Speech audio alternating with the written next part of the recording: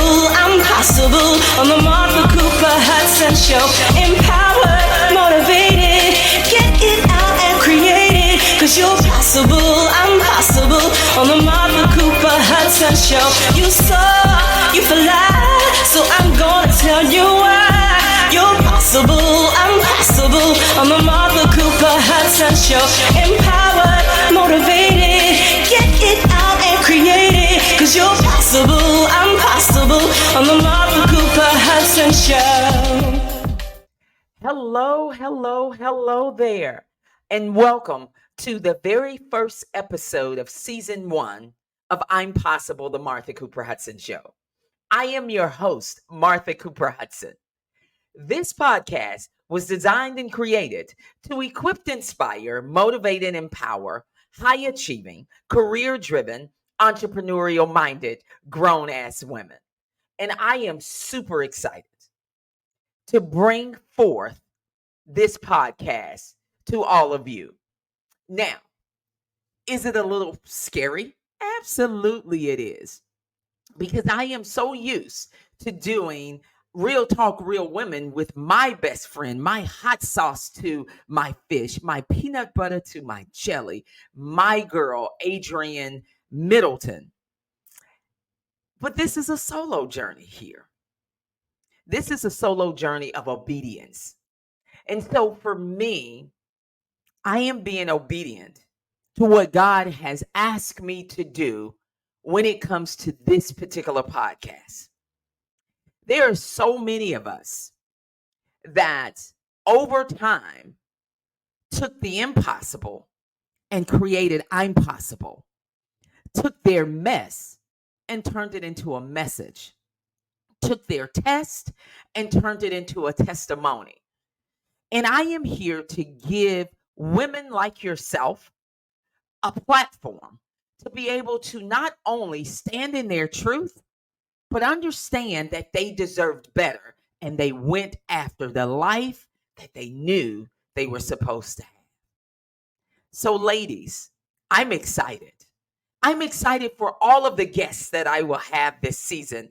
I am excited for the stories that I will share, not only about myself starting today, but also sharing strategies and tips for you to remember that it is your right and responsibility to be able to take care of yourself before you take care of anyone else. You are going to learn from this platform that there is no validation needed, because validation is for parking, my sisters. You're going to also learn that it is okay to be self-full, because being self-full is not being selfish.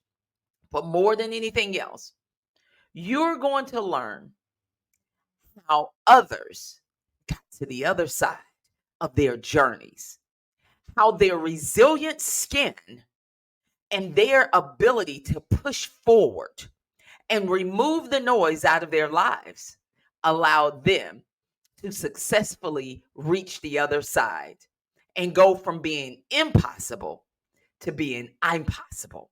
And so today I'm going to share a little bit about myself so that you can get a feel of who Martha Cooper-Hudson really is. What you see is what you get. I am hilarious. I am definitely a comedian. I love to dance. I'm loud because my voice is loud. I have a deep voice. When I wake up in the mornings, I sound like the late, great Barry White. That's right. But trust and believe, it took a long time for me to embrace my deep voice. Because so often people said, wow, you sound like a man. I will pull up at a drive-thru and they would say, sir, drive to the next window. But when I decided to embrace the power that God gave me through the voice that I have to make sure that I equip, inspire, motivate, and empower every woman that hears the sound of my voice, I knew that voice, that deep voice on that little girl who grew up in the city of Fort Pierce, Florida, was a powerful gift that I needed to cultivate so that I can bring to the world. And today I am bringing that voice to you loud and clear. So, who is Martha Cooper-Hudson? Hmm. I am a collection of a lot of things. But first and foremost, I am the eldest of three. I am I am Mary P. Hammond's oldest pumpkin. That's right. I was born and raised in a city that takes no pity, and that is Fort Pierce, Florida. I was raised with two mothers because my mom is an identical twin. And so when we got in trouble with one, we got in trouble with them both. We've never lived apart. And therefore, I was raised with those two amazing women who gave me the work ethic that I have today, who taught me how to be an amazing mother that I am today. And so, because of them, I am going to pay homage first and foremost to those amazing women. I was raised in the projects of Fort Pierce. But my mom knew that she wanted best. Henceforth, she decided to design a life that would give us a greater opportunity in our city. Therefore, we did like the Jeffersons. We moved on up, right?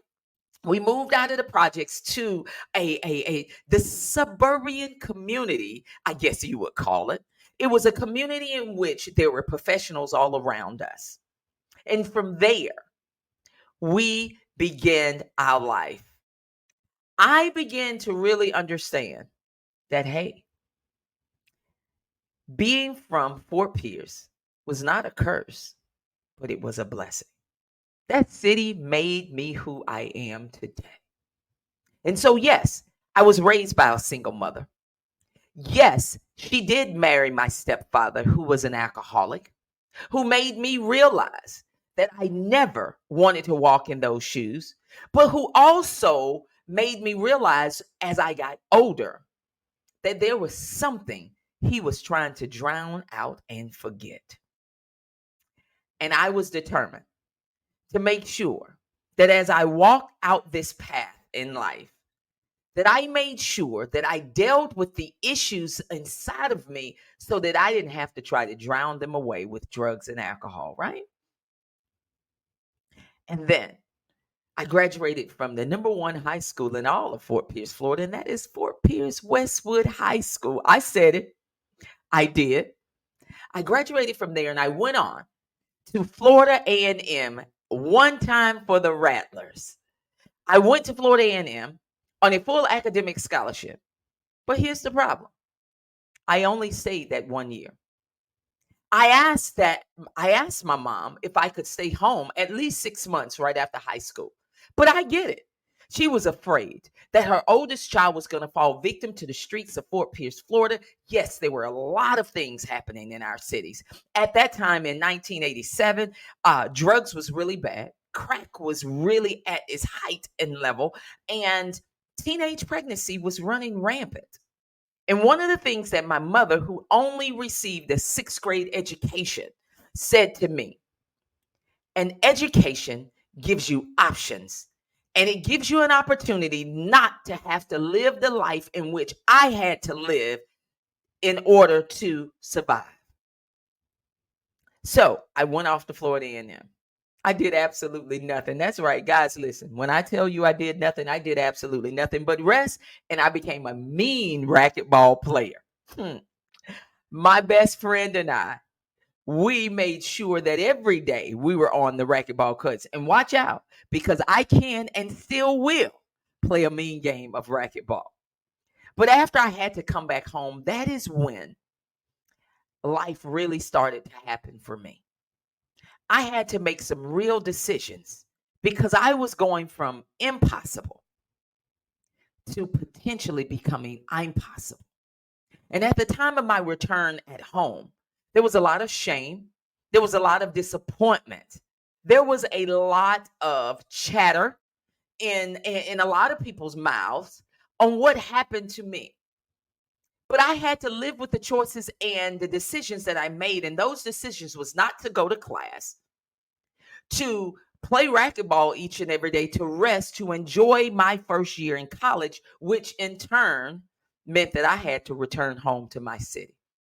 Now, one of the greatest lessons I learned happened when I returned home because my mom showed me extreme tough love. She gave me a roof over my head, but she said, "You got 30 days to find a full time job. Within those 30 days, rent will start in 31 days. And if your rent is late, you cannot live here with me."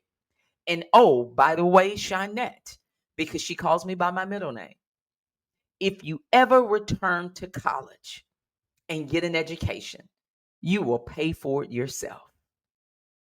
And guys, guess what? She did not budge, and I did. She gave me a roof over my head. I realized that working two full-time jobs was not it for me. And I made a decision. I got mad and I made a decision that I would enter into Indian River Community College, get my associate's degree. During the time that I got my associate's degree, my husband and my current husband, my husband and I were dating. And I decided after I finished my associate's degree that if this relationship was going to work, him and I, we decided that one of us would close the gap. And I needed a change of scenery. So what did I do? I decided to move to a city in South Carolina called Orangeburg, South Carolina. I enrolled in the greatest university on the planet, the South Carolina State University. Go Bulldogs. I enrolled in the South Carolina State University. And I made that decision then that I was going to finish my undergrad degree. Henceforth, I did. I received my bachelor's degree in psychology and I went on and enrolled into the master's program. Why not? I was 25 at the time. And I decided to enroll in the master's program there at South Carolina State University, where I received my master's degree in speech language pathology. From there, I got engaged to my husband. And in 1999, I relocated myself to a small coastal town called Beaufort, South Carolina, where my husband and I resided on St. Helena's Island for 18 years. Our children were born there. We raised them there, and then we relocated to Charlotte, North Carolina about 7 years ago because my job there in Beaufort, South Carolina was complete. I had created multiple businesses during that time. My husband and I went through one of the roughest times of our lives. That is when he was diagnosed with stage 3A colorectal cancer right after we had just built our dream home. Our children were 1 and 3. My husband was 40 years of age. And we were faced with stage 3A colorectal cancer. Shortly after which he finished his treatment, my husband was laid off of his job. Now, you call that a slap in the face. After enduring 6 months of chemotherapy, 8 weeks of radiation, to find out at the end of all of that you were unemployed. Guys, I found that my back was not against a wall. Our backs were through the wall at that time. And I had to make a decision, just like I did when I had to return home after college. I had to make a decision. And that decision for Michael and I was to fight. And I looked at him and I simply said to him, if you fight for your life and get healthy, I will fight for this family. And that I did. I put on my boxing gloves. I went down on my knees. And I said, God, all I need is your hand in this space. And if you give me the strength that I need, I will do the work in which you placed inside of me before you ever gave me to my mother. And I got off of that ground and I started to fight for this family. I was then introduced to the industry, an industry in which I love, and that is the industry of network marketing, because that industry gave me and my family back.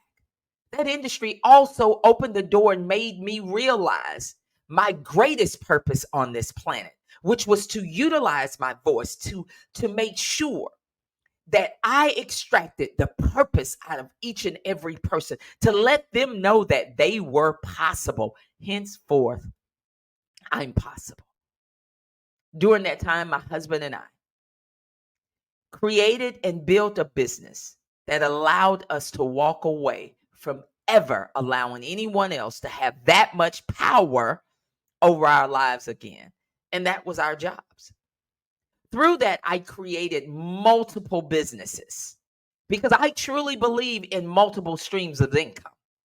And I created multiple businesses. But during that time, particularly after about 8 years in the industry of network marketing, I started to feel empty.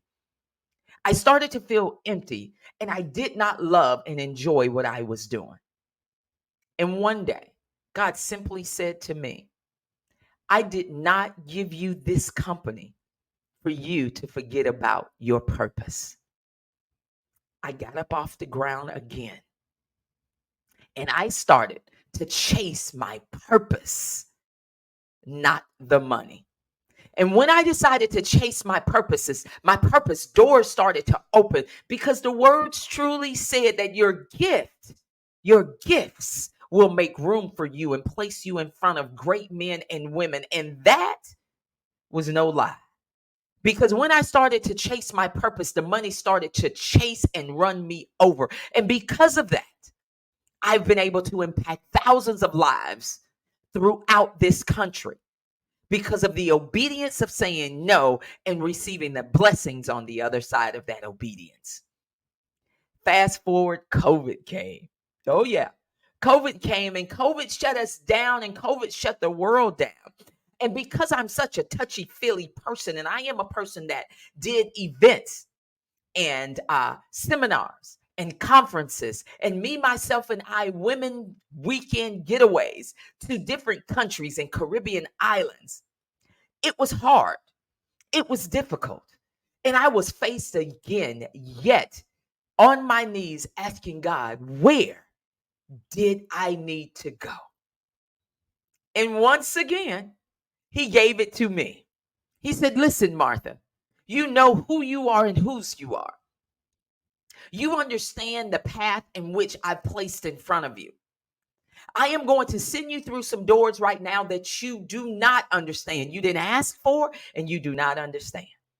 Henceforth, he took me over into the industry of financial planning and wealth management.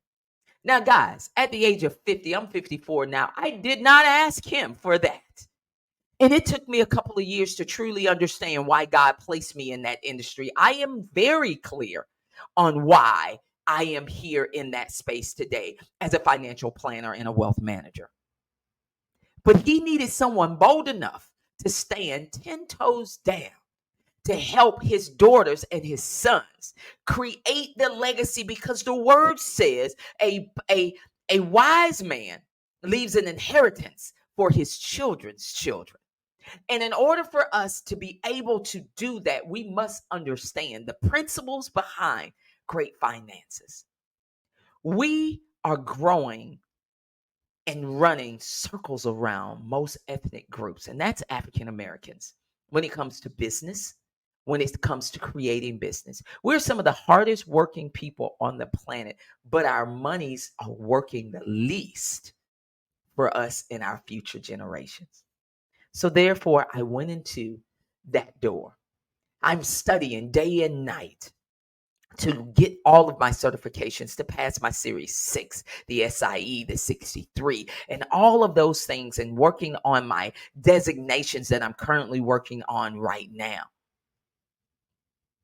And then God says, it is time. It is time for you to go back into a space in which your voice has been quiet for over the last 3 years, to not only add what you've learned over these last 4 years in this financial wealth planning sector and space, but to allow our career-driven, entrepreneurial-minded, grown-ass women to truly understand that every dream and desire inside of them is possible, But as you are chasing your success and you are increasing your level of success, your bank accounts are growing larger. You are becoming more and more successful. I am going to challenge you in this season not to forget about her. That is where I found myself over these years. I walked past the mirror, and what I saw was Michael's wife, Joelle and Mason's mother, Mary's oldest pumpkin, and a great friend to all of my girlfriends that's within my small circle. But what I forgot was about Martha Shinette Cooper-Hudson. And I went on a mission to make sure that I rediscovered her. And I did. Was it easy? Absolutely not. Because as a wife, as a mother, as a business owner, as a good friend, I felt guilty when saying no. But I quickly was reminded that no is a complete sentence. And that if I continue to serve from my cup versus serving from the leftovers, the runneth over from my cup, I would continue to deplete my energy. I would continue to deplete my worth. I would continue to run this rat race and running these circles that was continuously keeping me unhappy. So I decided to do something about it. That's right. Your girl took her power back, and I took my pen back, and I decided to rewrite my story. And when I rewrote my story, it wasn't easy for those who were around me because I had to learn how to teach them how to accept this new Martha, how to accept me for who I am and do it unapologetically. I had to teach them how to respect my boundaries, respect my time. I took my time back.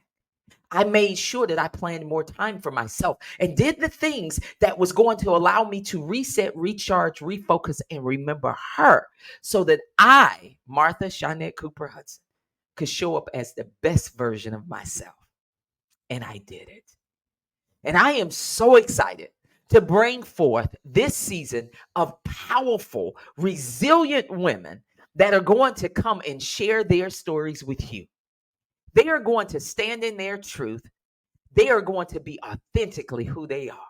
And here on this platform, they are going to be grown ass women who understand that it is very powerful to share their stories, but it's even more powerful to share with the women who's listening to this podcast how they got to the other side with some strategic planning, with some strategies, with releasing some things that no longer fed them. But they are going to bring forth the truth on this platform. We're going to have some fun. We're going to laugh. We're going to cry. We are going to be amazingly who God created us to be. And I hope that you, yes, you, that you are willing to take this journey and this ride with me.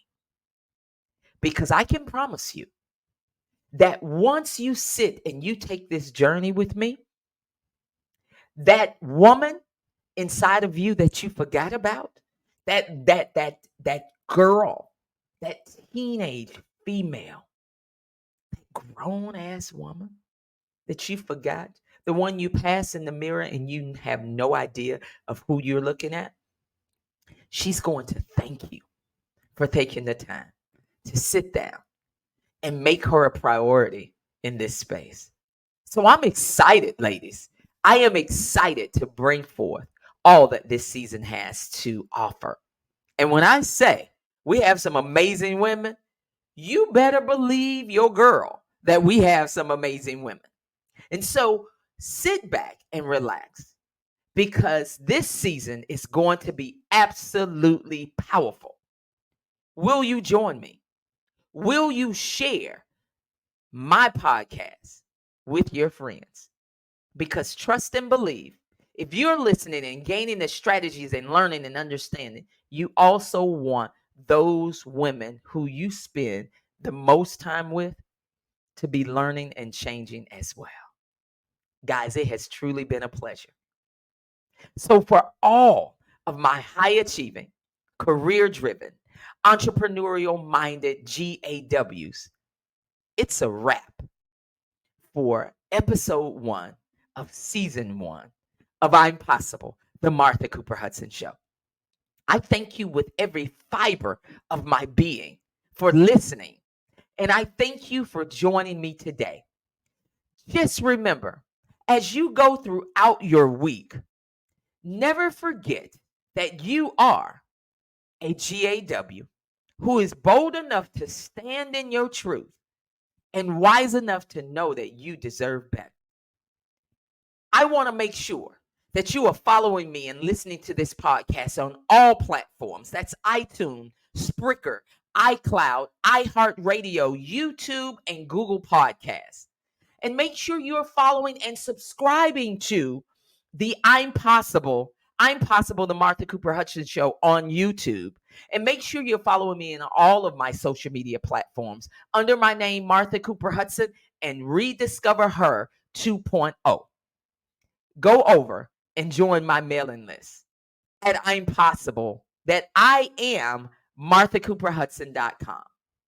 Make sure that you join my mailing list at I am MarthaCooperHudson.com so you can stay connected to all of the amazing individuals and the amazing things that I have in store for you this fall from this platform, from Rediscover Her, from my wealth management practice, and all of the above. But more than anything else, know that this is going to be a community of powerful, resilient women who have an environment and an atmosphere in a community that they can be vulnerable in, and they can know that we all support her. Be blessed, guys, and have an amazing day. Bye-bye.